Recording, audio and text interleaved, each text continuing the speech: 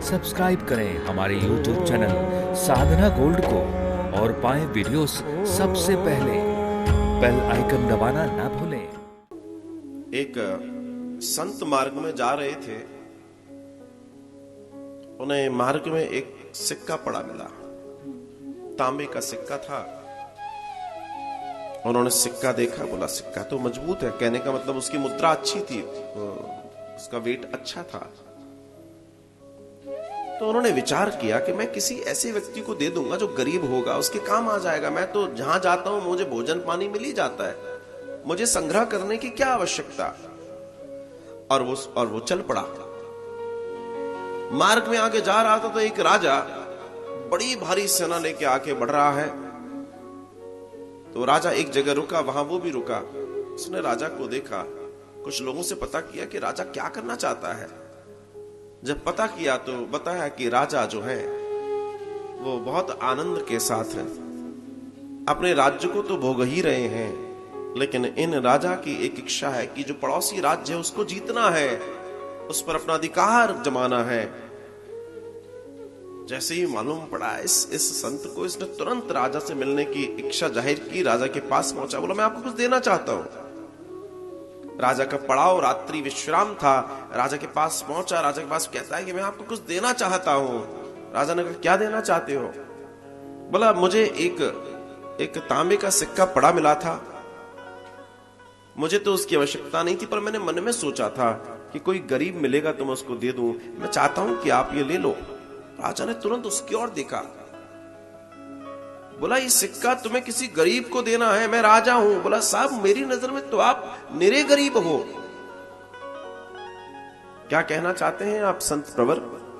बस मैं इतना कहना चाहता हूं, भगवान ने तुम्हें इतना बड़ा राज्य, इतने बड़ी सब कुछ दिया है, इसके बावजूद भी अगर तुम्हें संतोष नहीं है और तुम दूसरे राज्य पर फिर आक्रमण करके फिर वहां न जाने कितने लोग मारे जाएंगे। तुम जानते हो युद्ध का परिणाम क्या होता है?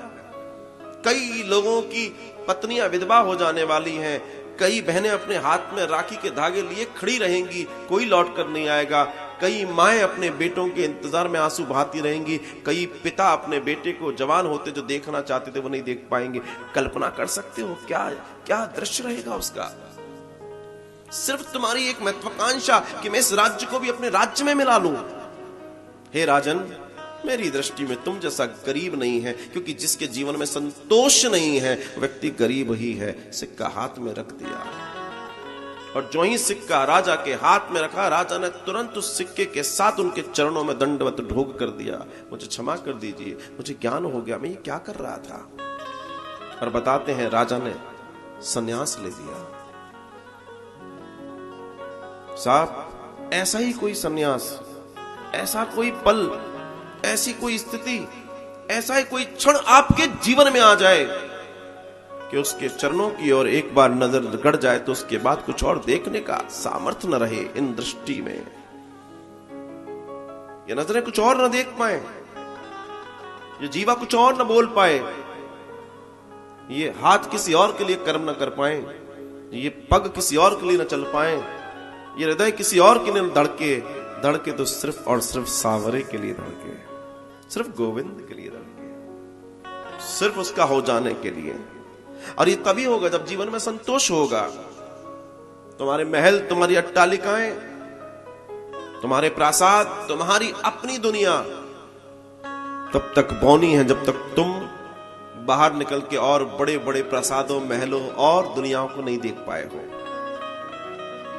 असल में वास्तव में लोगों का जीवन उस मेढक की तरह है जो कुएं में रहने कर ये कहता है कि मैं सागर में रह रहा हूं। ये जगत उस कुएं की तरह है, ये जगत सिर्फ और सिर्फ उस कुएं की तरह है, और हम अज्ञानी लोग उस मेढक की तरह ये सोच रहे हैं कि यही सागर है। लेकिन जिस दिन उस कुएं से बाहर निकलेंगे तब पता पड़ेगा कि मेरे गोविंद की दुनिया कितनी बड़ी है, मेरे सांवरे का संसार कितना बड़ा है, ये भक्ति के आनंद कितने बड़े हैं।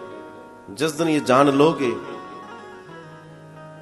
जिस दिन ये जान लोगे ना, तब तुम कहोगे